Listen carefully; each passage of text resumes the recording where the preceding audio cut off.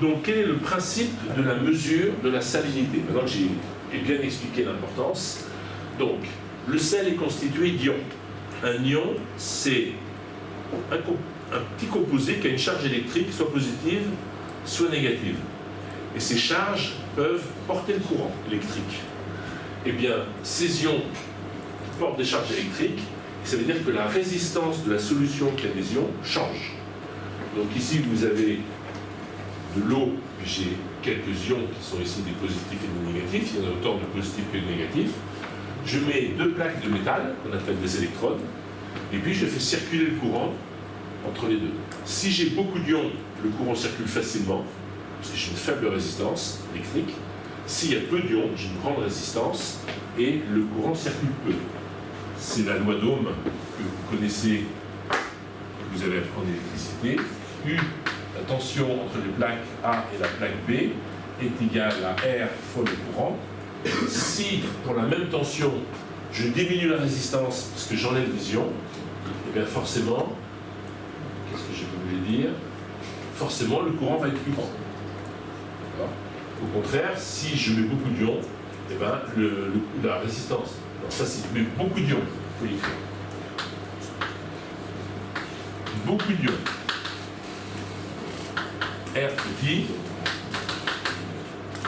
I grand. Ou le contraire pour toutes ces propositions. Et donc on sent bien arriver l'intérêt d'utiliser la résistance électrique pour un capteur qui mesurait la salinité.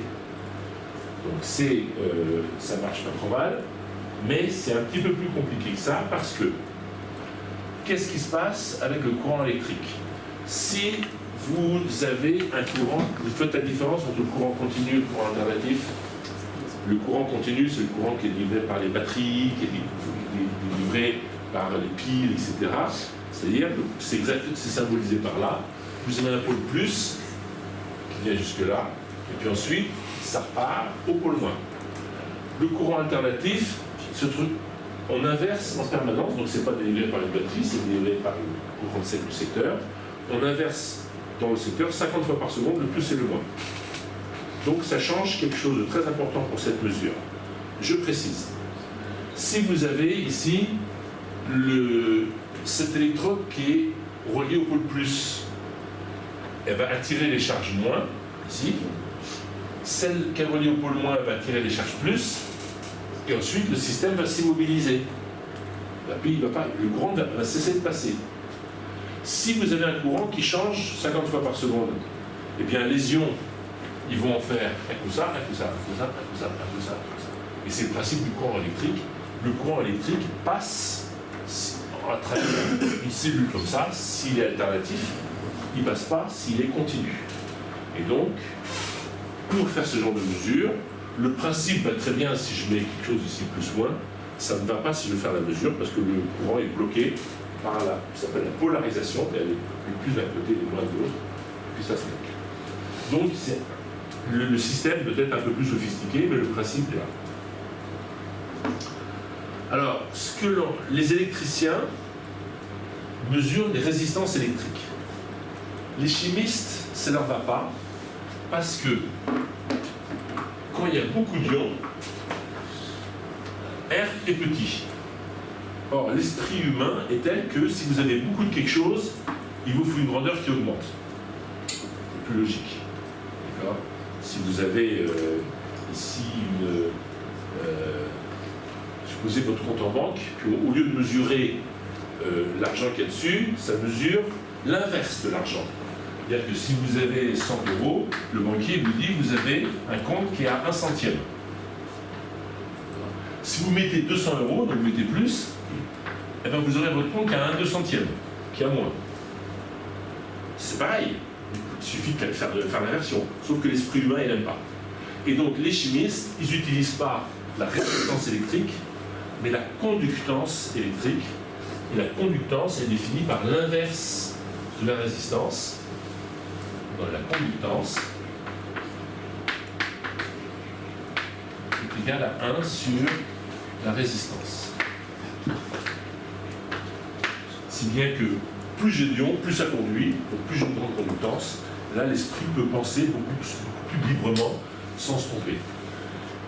Donc, cette technique de mesure s'appelle la conductimétrie, c'est-à-dire on va mesurer la conductance, mais avec le même appareil que ce qui mesure des résistances, sauf qu'au lieu d'afficher R, on affiche 1 sur R. C'est le principe de cette mesure. Donc, les grandeurs utilisées en conductimétrie sont l'inverse de la résistance qu'on appelle la conductance. Quelle est l'unité de résistance électrique? Ohm.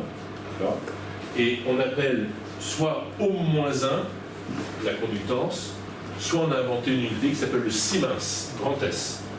Donc un Siemens égale 1 ohm-1. 10 Siemens, ça fait 10 ohm-1, c'est l'unité utilisée pour la conductance. Alors, le problème de la conductance, c'est que ce n'est pas une grandeur caractéristique de l'eau qu'on cherche à étudier. Je vous explique. Il y a en électricité une formule qui dérive de l'atome qui dit que la résistance électrique est égale à la résistivité fois la longueur du matériau sur la surface. Qu'est-ce que c'est que cette relation?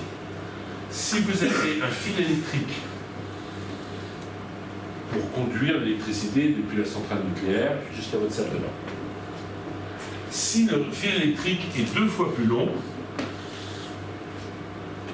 sa résistance va doubler. Et donc vous allez consommer du courant dans le fil. Donc il faut qu'il résiste le moins possible. Donc qu'est-ce que vous pouvez faire? Vous pouvez grossir le fil. Parce que si vous prenez un gros fil, eh bien comme la surface ici, la section du fil est au dénominateur, plus c'est gros, plus la résistance est petite. Et donc la résistivité, ça dépend du matériau. Par exemple, on va rester du cuivre, puisqu'on fait des fils électriques en cuivre. Mais malheureusement, quand vous avez une solution avec des ions dont vous voulez mesurer la conductance, si vous mesurez la conductance ici, dans cette solution-là, ou que vous mesurez pour la même solution la conductance ici, vous ne trouvez pas pareil. Ici, ça va résister plus, donc la conductance va être différente là, alors que c'est la même solution. Donc on préfère travailler en conductivité, ça c'est la résistivité, et la conductivité, c'est égal à 1 sur la résistivité. Je fasse tout ça. Donc la conductivité, on l'appelle sigma, et la résistivité, on l'appelle rho. Donc, ici, je vais avoir, comment je vais faire mon...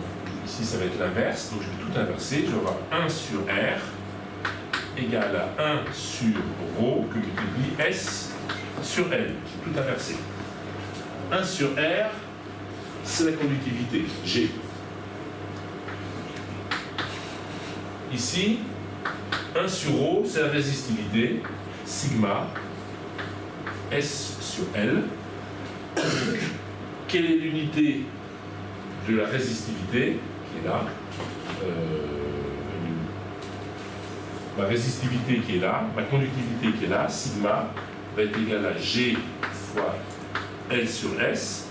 G, ce sont des Siemens. Ça, ce sont des mètres. Ça, ce sont des mètres carrés. Et donc, la résistivité, la conductivité, ce sont des Siemens mètres moins 1. Voilà. Et donc, cette grandeur qui est caractéristique de la quantité d'ions, elle s'exprime en Siemens mètre moins 1 ou en ohm moins 1 mètre moins 1, si vous voulez rester en ohm. Voilà. Quelle est toute l'affaire des unités qu'on va utiliser pour ce type de capteur. Alors, la loi de Colroche, donc M. Colroche, c'est celui qui a étudié ça, il a trouvé deux lois très intéressantes. La première loi, c'est que la conductivité de la solution, elle est proportionnelle. Alors, ça c'est une constante qui s'appelle lambda majuscule, que multiplie la concentration du sel.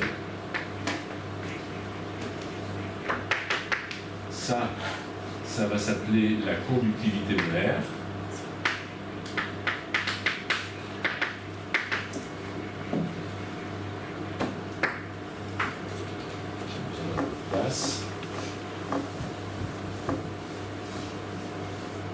Ça, c'est la conductivité